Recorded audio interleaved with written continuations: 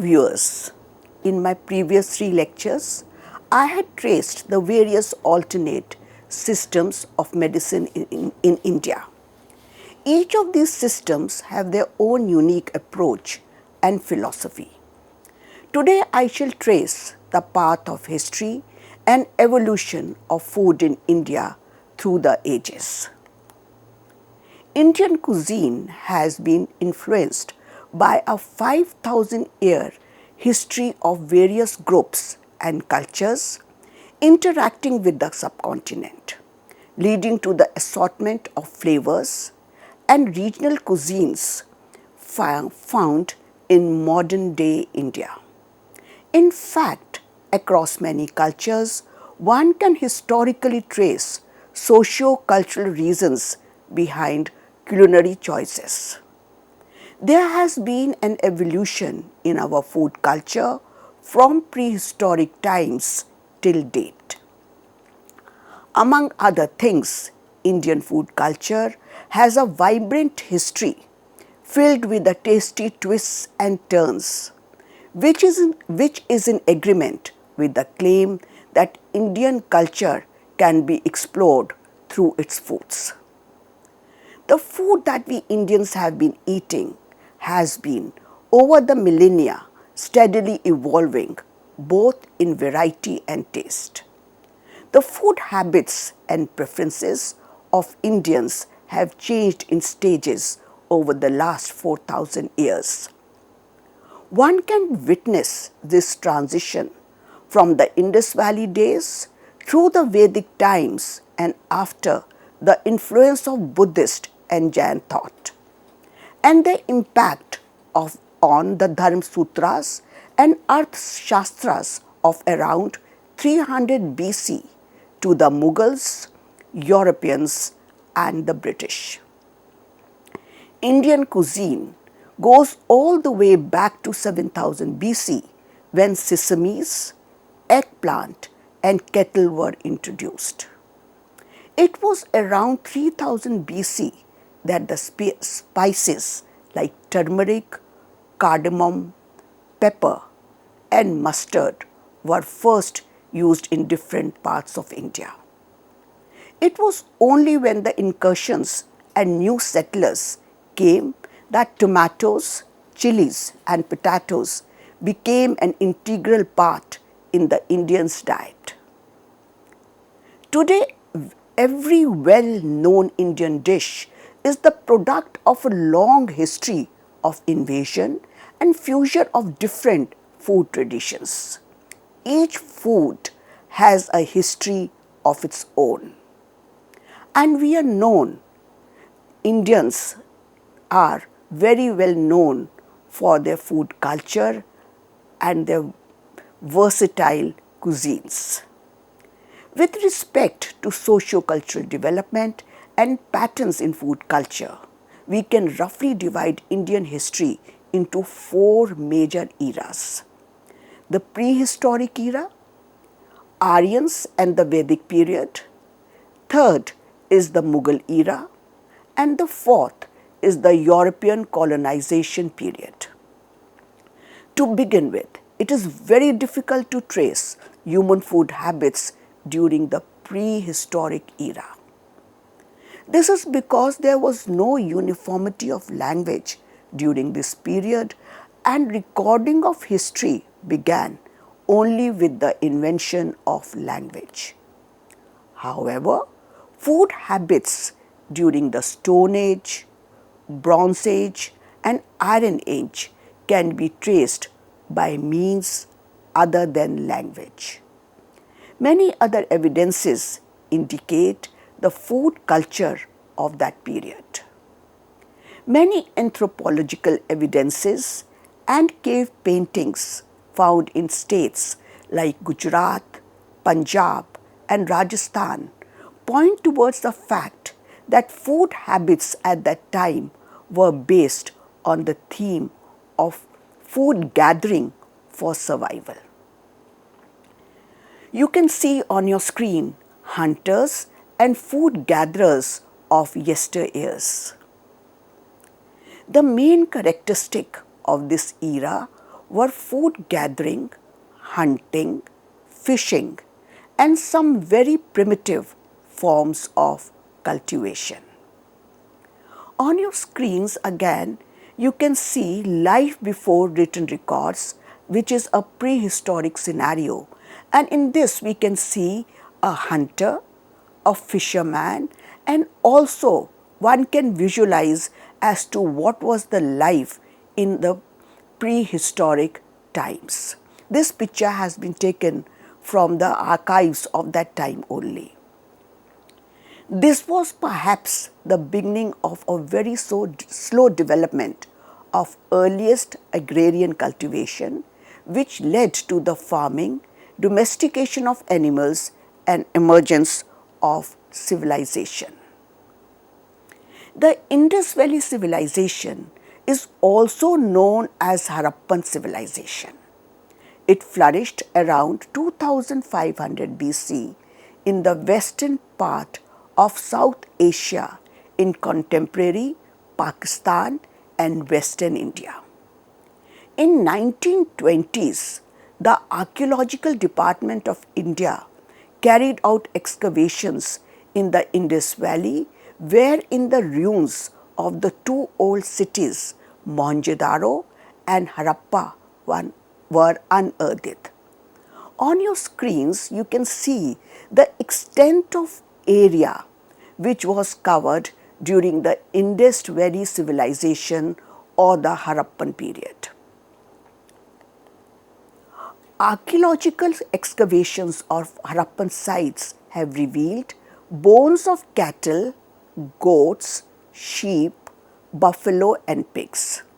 It is quite likely that cattle, goats and sheep may have been domesticated. It is also possible that they were hunted or raised for their flesh. The cave paintings of animals in the Indus Valley and the seals from the Mohenjo-daro with inscriptions of animals show that there was existence of wild animals like elephants, boars, one-horn buffaloes, rhinoceros and so on. Not even this, bones of wild animals like boar, deer and gharial have also been found. Along with these animals, the remains of fish and fowl were also discovered, which points to the fact that there was existence of wild animals, fish and fowl during that time. The hunted animal was lodged onto a stick which could be rotated and placed over the fire. So it was believed that they were animal eaters, not man eaters. The second point was that the second form of cooking was grilling. Grilling was the preferred way to cook meat. The animal would be roasted whole on an open fire or cut into bite-sized chunks like modern day tikkas. These chunks were pierced onto skewer and roasted like modern day tikkas. The second evidence which points to the food culture of this time is the pottery. The pottery from the prehistoric times has revealed the presence of bowls with white mouths, which indicate that the use of boiling was another method of preparation. That is, grilling was one, roasting was another one, then boiling was also carried out. You can see Indus Valley pottery, which has very wide mouth utensils, which can be used for storing, and then we see that the platters are also very similar to what we are using nowadays. So that means what we have imbibed from the previous civilizations. Wheat and barley have also been found at the various sites in Mohenjo-daro and Harappa. The natives were also familiar with chickpea, masoor dal, green peas, horse gram, which were introduced from West Asia to the Indus Valley in around 4000 BC. On your screens again you can see a farmer involved in agriculture during the Harappan time. They were also familiar with fruits like pomegranate, coconuts and banana. Barley and wheat were also found along with the pulses at various archaeological sites. Wheat was used by making into stew, soup or flat bread called chapati. The use of wheat and barley was carried over into the Vedic era where barley was one of the primary grains. Rice was consumed much later. The stone vessels which were found during that time were of varying sizes and have been discovered at excavation sites. Large saddle querns have been found, probably used for grinding grains to make flour. As you can see, these saddle querns are quite similar to silbatta that we are using today in our kitchen. While pounding platforms were used for large-scale operations by the state, smaller pounders were employed in homes. Curry stones were used to grind spices. We are not sure whether these spices were grown or obtained through trade. On your screens, you can see a quern stone for curry hand grinding.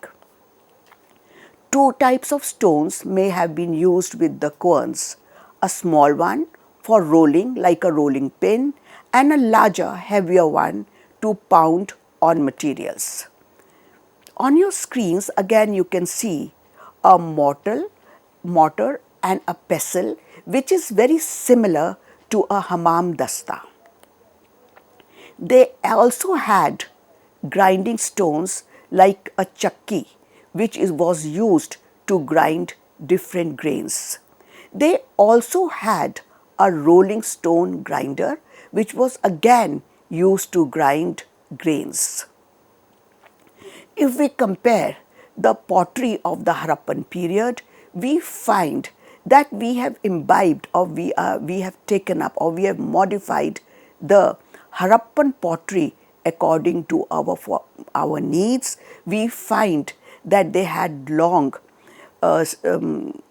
glass-like structures for storing water, and then they had even perforated jars for storing grains where the air was required for keeping the grains fresh. Flat metal and clay plates resembling modern day tawas have been found in plenty from at Harappan sites, suggesting that baked chapatis may have been known. The modern day tawa seems to be modification of the tawa used during Harappan times, the only difference being that the modern day tawa has a handle which makes it easy to work on these tawas. The Indus Valley people used numerous clay vessels for boiling barley and rice. Chulas of U-shaped with front opening and 3 raised knobs to support the cooking vessels have also been found. On your screens you can see a chula which was used during that time, and even if we look at the tandoors which have been found in northwestern part of India, they seem to be very similar to the chulas and the tandoors which are being used in the present day. We know chulas are being used for grilling and tandoors are used in present day for making chapatis and also for grilling meats and vegetables. Around 7000 BC, sesame, eggplant and humped cattle had been domesticated in the Indus Valley. By 3000 BC, turmeric, cardamom, black pepper and mustard were harvested in India. If we look at the spices of the Harappan period, we find that these are the spices which we are using now. That means the spice culture of today has been picked up from the people of the Harappan Valley. We are also using cardamoms, black pepper, turmeric, chilies, cloves in our daily life. Now let us discuss the Vedic era. But before discussing the Vedic era, I would just like to say that what we are using in our kitchen today, we seem to have imbibed from the Harappan period, and the meat products that we are using now and the vegetables and the herbs were also there in the Harappan period. So if we talk of the Vedic era, we find Vedic era was between 1500 BC to 600 BC. The decline of the Indus Valley civilization was followed by the Vedic period. During this period, the northwestern region of the Indian subcontinent was occupied by Indo-Aryans. Coming of Aryans also did not change the food structure of India. Whereas the Harappan civilization was an essentially urban one, the Vedic period was agricultural, pastoral and philosophical. Aryans were keenly alive to the forces that affect human equanimity and comfort. Equanimity refers to evenness of mind even under stress. The Vedic era is considered to be the period of documentation, as many important texts on medicine, yoga, literature and religion are available. Some notable texts are Yoga Sutras by Patanjali, Charak Samhita by Charak and the Upanishads. All these texts have discussed and emphasized the impact of food on the human body. The Aryans considered food to be a gift from God and a source of strength. In all the four Vedas, which are Rig Veda, Sam Veda, Yajur Veda and Atharva Veda, we find various mentions of the grains used during these times. The Rig Veda mentions neither rice nor wheat but only barley. The Yajur Veda mentions all the three besides panicum cereal, oil, seed and pulses such as urad, masoor, moong and matar. Ancient Aryans were good farmers. They cultivated barley, wheat, rice, melons and cotton and kept their crops in a central storage in each city. On your screens, you can see the Vedic agriculture. Initially, barley was a staple food of most Aryans. Cultivation of other crops such as wheat, sugarcane and millets followed later. Lentils, mainly red, green and black, were also grown. Later the Aryans added rice and other cereals to their diet. Sweet cakes called apupa have been mentioned multiple times in the Vedas. Apupa or malpua, as it is called today, was made with barley flour. The batter would be flattened into cakes and fried in ghee. Before serving, the fried cakes was dipped in honey or sugar syrup. On your screens, you can see a picture of a very tempting apupa or malpua. Most of the Aryans then were sheep or cattle farmers and managed huge pastures. Their food included milk and other milk products like butter and curd. Aryans kept cows, pigs, buffaloes, and sheep. They lived on banks of rivers, and fish were caught from river with fish hooks like we do it present day. The only thing is now ours are the electrical fish hooks.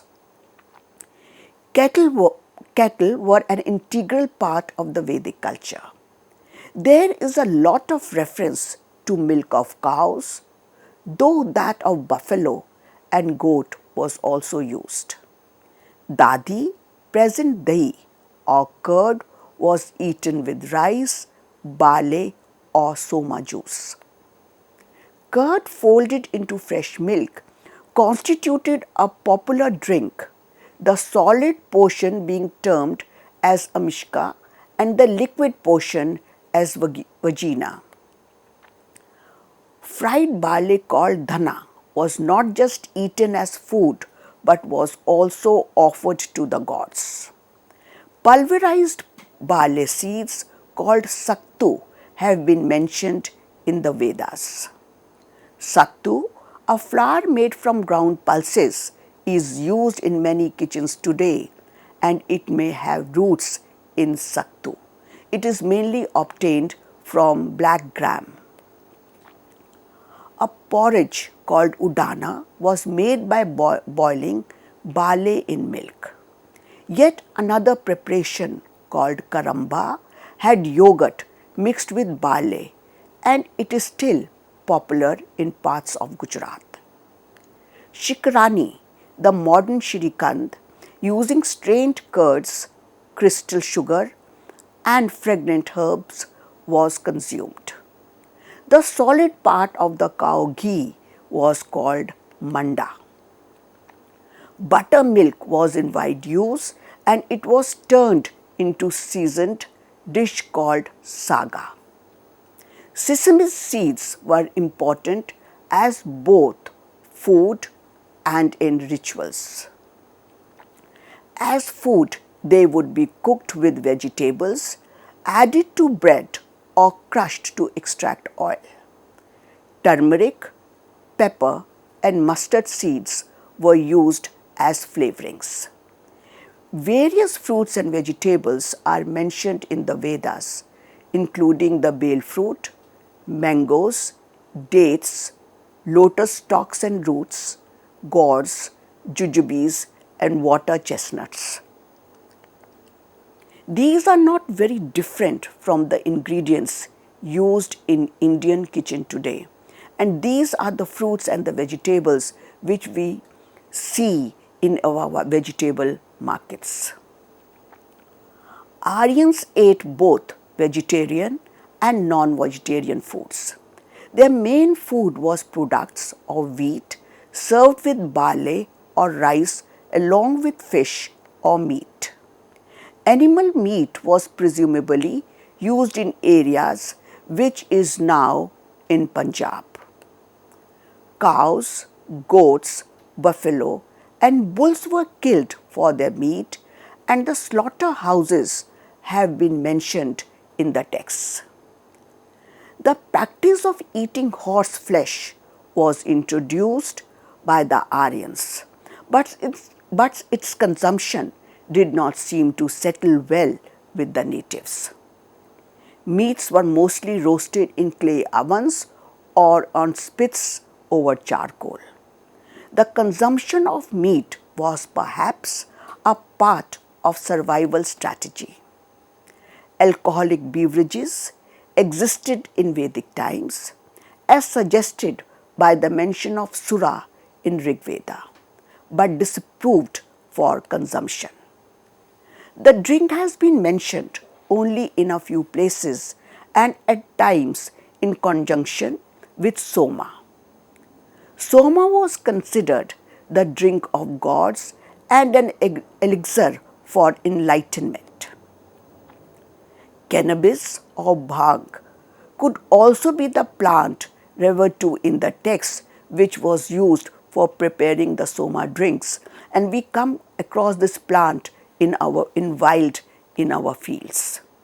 Yet another suggestion is that the ephedra, which is also known as somlata, or a fly agaric mushroom, could also be the source of soma because of the intoxicating effect when consumed. Soma was prepared and also offered to gods by Brahmins. On your screens, you can see the plant of somlata and fly agaric mushroom. The father of surgery, Shushrut, mentions 24 soma plants growing mainly on Himalayan lakes. He mentions 18 additional plants which are mainly nervine herbs. Soma, therefore, was likely part of the entire science of sacred plant preparations and not just one plant in particular. It was during the Vedic time that the concept of population and hygiene became an integral part of the cooking and eating practices. And we know now pollution is a very important concept even today, with which we are dealing with lot of difficulty. But this concept of pollution and hygiene became an integral part during the time of the Vedic period. For example, it would be unthinkable for a cook or a housewife to taste any dish during the course of its preparation. Similarly, it was forbidden to sip water directly from a tumbler, but instead poured into the mouth from above, since one's own saliva is polluting. Water used for rinsing the mouth must be cast out and never swallowed. In Vedic rituals, sprinkling of water had a strong connotation of purification on the leaf before eating. Many of these practices are still being followed in many parts of India even today. So what we find that the food culture or of Harappan period was modified to a small extent in the Vedic times, in the Vedic era. And the modern day food habits have evolved from both these cultures. We have taken the pulses, the fruits, the grains, the spices that were being used there. Even the pottery that we are using today is the modification of the pottery which was seen in the Harappan and the Vedic eras. The method of cooking is also the same. Nowadays, we are using boiling, steaming, roasting and grilling is very prevalent. The point to be taken notice of is that even then, those people were very much aware about the hygiene. The practices that we are following today, that is of rinsing of mouth, not eating while cooking, that is, it is almost forbidden, and keeping our health, the mouth hygiene and the hygiene in the kitchen very, very clean. It has to be taken care of. So we have taken all the good points of the time from the Aryans and the Vedic times. For this lecture, I had taken into account books by Rishi Lal Preeti, that is a handbook of Ayurveda and nutrition, which was done by Elite Publishing House, New Delhi, and a article by Antani and Mohapatra 2022, which was Evolution of Indian Cuisine, a socio-historical review which came in Journal of Ethnic Foods. In my next lecture, now I shall be discussing the food during the Mughal period. The Jain period also will be taken into consideration, and then we shall be discussing the food habits of the people of the European colonized colonies that time. Then we will go on to discuss our modern diet. Thank you.